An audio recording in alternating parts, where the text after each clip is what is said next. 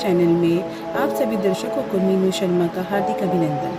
पिछले टास्क में हमने जाना था कि बाहरी और आंतरिक दो अलग स्वरूप में विभाजित मन पंचतत्व और माया रूप में 9 ग्रहों का प्रतिनिधित्व करते हुए संसार चक्र रूपी रथ में सवार होकर भटकते रहते हैं और परमात्मा की वाणी को, उनकी आवाज़ को, एक ध्वनि को हम सदैव महसूस करते और सुनते रहते हैं। आज इस टास्क में हम जानेंगे कि नव ग्रहों का इस प्रकार भटकना या निरंतर प्रगतिशील और गतिशील रहने का वास्तविक कारण क्या है।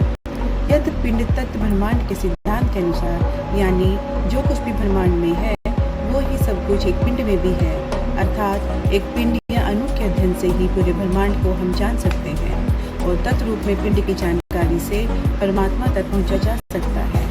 पिछले टास्क में हमने जैसे जाना था, हमको विदित है कि सभी 9 ग्रह निरंतर गतिशील होकर अंतहीन यात्रा कर रहे हैं अनिश्चित दिशा की ओर, बगैर किसी उद्देश्य के, लेकिन बगैर उद्देश्य के भी अपरिभाषित उद्देश्य के अतृप्त तृष्णा या प्यास से भी सभी आतुर है, व्याकुल है, लेकिन वह नहीं जानते कि वो प्यास क्या है, वो कौन सी वस्तु है जिसकी उनको तलाश है, क्योंकि एक अदृश्य नाद या एक ध्वनि, एक बहुत सूक्ष्म आवाज़ लगातार चलती रहती है जो सबको महसूस तो होती है, लेकिन उसका उद्गम कोई नहीं जानता, उसका उद्गम कोई नहीं जानता। बस एक अनजाने अदृश्य बंधन में बंधे हुए सब चले जा रहे हैं निरंतर गतिशील होकर। आखिर आत्मा और परमात्मा के बीच एक ऐसा बंधन है अनजाना सा, ना मैंने जाना, ना तूने जाना, ना सूर्य ने जाना, ना चंद्र ने जाना और ना ही अन्य ग्रहों ने जाना। तो वो कौन सा आकर्षण है जो एक दूसरे को अपनी तरफ आकर्षित खींचता है। और लेकिन परमात्मा जो सर्वव्यापक था, एक था, अखंडित था, इसलिए जब वो एक से अनेक हुआ तो उसके दिल के टुकड़े हजार हुए। कोई टुकड़ा आत्म रूप में यहाँ गिरा, कोई वहाँ गिरा। अब आत्मा रूप में उसकी प्यास या तृष्णा या व्याकुलता धुनी अतृप्त रह गई। अपने पुराण को पाने के लिए, यानी आत्मा रूपी राधा बेचैन है अपने स्वामी कृष्ण यानी परमात्मा से मिलने के लिए, क्योंकि परमात्मा ही हर वस्तु में विराजमान है। इसलिए एक वस्तु या ग्रह आदि या पंचतत्वों के परस्पर दूसरी वस्तु ग्रह आदि से गुरुत्वाकर्षण के नियम के तहत बनी हुई है और सदा गतिशील होती रहती है।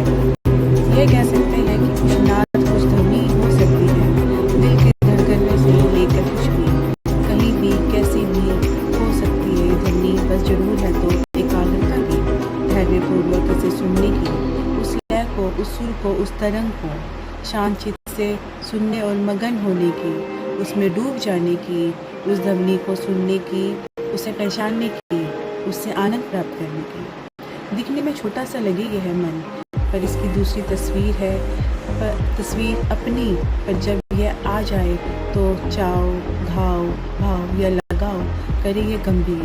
पंचतत्वों से हम बना हमारा मन और इस मन की मनुस्मृति अनुसार 5 तत्वों समय पर सक्रिय होते रहते हैं और अपना अपना असर दिखाते रहते हैं, जो लघुकालीन या दीर्घकालिक प्रभाव उत्पन्न करते हैं, अर्थात क्रिया की प्रतिक्रिया स्वरूप आज नहीं तो कल और कल नहीं तो परसों अपना फल भी अवश्य प्रदान करते हैं। जैसे गुस्से या आवेश में अग्नि तत्व तथा किसी दुख का करुणा के समय जल तत्व एवं किसी सदमे या प्रेम की भावना के वशीभूत निरंतर एक ही भाव अवस्था में बहते रहने की स्थिति में ही वायु तत्व और अपनी स्वयं की इच्छा से चारों विचारों को रोककर किसी एक विचार पर एकाग्रचित होकर ठहरे रहने की स्थिति में पृथ्वी तत्व और इसी प्रकार चिंतन द्वारा यदि इच्छा शक्ति से गहरे ध्यान या समाधि अवस्था में पहुँचने की अवस्था से आकाश तत्व सक्रिय हो जाता है। इसलिए ये सब मन की अवस्थाएं हैं।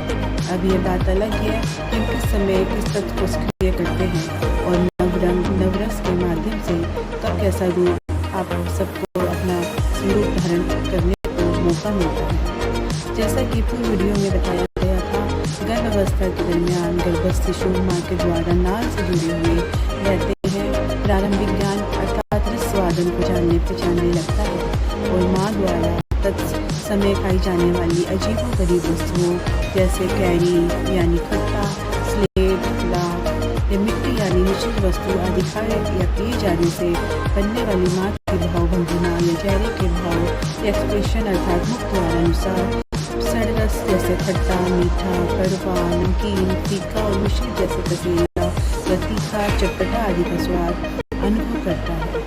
और वे गर्भस्थ शिशु तत्समय जिस रस या भाव की प्रचुरता माँ के अंदर रहती है अथवा माँ की जैसे दीर्घकालिक अनुस्थिति होती है, उसी के अनुसार उसमें पालित पोषित होते हुए कालांतर में वो गर्भस्थ शिशु जन्म लेने के उपरांत वे धीरे धीरे बड़े होते हुए माँ के गर्भाधान वाली अवस्था के अनुरूप ही नव भाव के नव रंगे नव रस अनुसारी अथवा 12 राशियों की 12 रंग या रस के प्रभाव से ही अपने स्वभाव या व्यक्तित्व धारण करता है। और जैसे हास्य रस, वीर रस, करुणा रस, श्रृंगार रस, विभत्स रस, भयानक रस, रौद्र रस, अद्भुत रस, शांत रस, दयावीर रस, वात्सल्य रस और भक्ति के इन सारे 12 के रसों के ज्ञान से वो गर्भ शिशु कालांतर में बड़ा होकर अपना स्वभाव या व्यक्तित्व धारण करता है। वास्तव में भाव या भावना में ही भगवान बसते हैं और भाव ही रस कहलाता है। और इस रस के कारण ही तो धारावाहिक या किसी कहानी, कथा, कविता या नाटक में दिखाई गई या निभाई गई पात्र की भूमिका उसमें दिए गए किसी चरित्र वर्ण से भी हमारे भीतर रस की उत्पत्ति करते हैं, जिससे हमें आनंद की अनुभूति होती है और यह हम परमानंद प्राप्त करते हैं। इसलिए नाटक या किसी धारावाहिक में कोई कारुणिक दृश्य देखकर हम रोते हैं या फिर हम आनंदित होने लगते हैं। विलेन का नकारात्मक काम देखकर क्रोध करते हैं, फिर भी आनंदित होते हुए हमारे भीतर प्यार, करुणा, क्रोध उत्पन्न होता है। इसी प्रकार जब हम बाहरी दुनिया में बहुत कुछ देखते हैं या सुनते हैं तो हमारे मन में मौजूद किसी एक भाव को बाहर आने के लिए एक सहारा मिलता है। जैसे कोई मदारी या जादूगर जब कोई खेल दिखाता है तो देखने वाले व्यक्ति के अंदर हास्य या जिज्ञासा आदि भावना उत्पन्न होती है, तो हमारे मन में पहले से मौजूद हास्य या जिज्ञासा आदि भाव को उस भूमिका को निभाने वाले कलाकार के रूप में रंग भाव भंगिमा से आलम्बन किया सहारा मिलता है, क्योंकि उसके माध्यम से हमारे भीतर हास्य रस की उत्पत्ति होती है। इसी प्रकार फौज के जवानों को कदम से कदम मिलाकर मार्च या कदम ताल करते देखा होगा। हमारे भीतर पहले से मौजूद उत्साह का भाव वीर रस का अनुभव कराता है। किसी दुर्घटना तस्वीर कर भय का भाव भयानक रस का है या दुख शोक का भाव करुणा रस का भोग कराता है। यानी हर भाव का अपना अपना अलग अलग एक रस होता है, क्योंकि परम आत्मा सत्य जमा चित्त जमा आनंद स्वरूप में सच्चिदानंद कहलाते हैं। परम आनंद ही उनका एक और विशेष गुण है, जिसके कारण खंडित या विभक्त होने के बावजूद भी सर्वव्यापक है और हर वस्तु हर घटना आनंददायक है। इसलिए आनंद की प्राप्ति के लिए हमारे अंदर रस उत्पन्न होते हैं। रति या काम के भाव से श्रृंगार रस की उत्पत्ति होती है। इस तरह हंसने के भाव से हास्य रस, क्रोध से रौद्र रस, शोक से करुण रस, उत्साह से वीर रस तथा घृणा से नफरत, जुगुप्सा, विभत्स रस, भय से भयानक रस, विस्मय से आश्चर्य से अद्भुत रस का जन्म होता है। तथा नौवां भाव निर्वेद है, जिसमें शांत रस की निष्पत्ति होती है। इसके अलावा प्यार, प्रेम, वात्सल्य रस, श्रद्धा, भक्ति की भावना से भक्ति रस, दया या उदारता की भावना से दयावीर रस बनते हैं।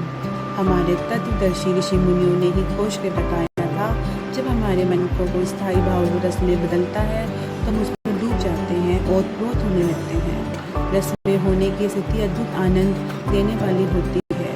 यह आनंद ही ब्रह्मानंद या आनंद की परमात्मा प्राप्ति का साधन है। रस से ही रसायन शब्द बना है, और रसायन का मन से क्या संबंध है? मन रसायन से कैसे कार्य करता है? मन का वास्तविक स्वरूप क्या है? उसे छोटे से दिखने वाले मन की वास्तविकता, गति, स्थिति और शक्ति क्या है? इसको जानेंगे हम अगले वीडियो में। अभी तो हमें सागर बनने की ज़रूरत है, एक जगह ठहरने की ज़रूरत नहीं। आज नदी, नाले, झरने बहकर बहने या चलने की ज़रूरत नहीं, क्योंकि नदियों में तो केवल नाव या कश्ती ही चल सकती है। बड़े बड़े जहाज तो केवल समुद्र में ही चलते हैं। इस ज्योतिष विद्या द्वारा सभी प्राणियों को सभी समस्याओं का समाधान खोजना और मानव जीवन की सर्वोत्कृष्ट कल्याण करना ही हम सबका सर्वप्रिय उद्देश्य है। अभी इस वीडियो में ही इतना ही। अगले वीडियो में फिर हम नए आपके सामने समक्ष हाजिर होंगे, फिर से किसी नई जानकारी के साथ, किसी नए टास्क के साथ, यानी किसी नए ज्ञान के साथ। फिलहाल इस वीडियो को थेरेपी देखने के लिए मीनू शर्मा का हार्दिक अभिनंदन। चलते चलते जरा इन शब्दों पर भी ध्यान दे लेना जरूरी है, कभी टेंशन ना लेना।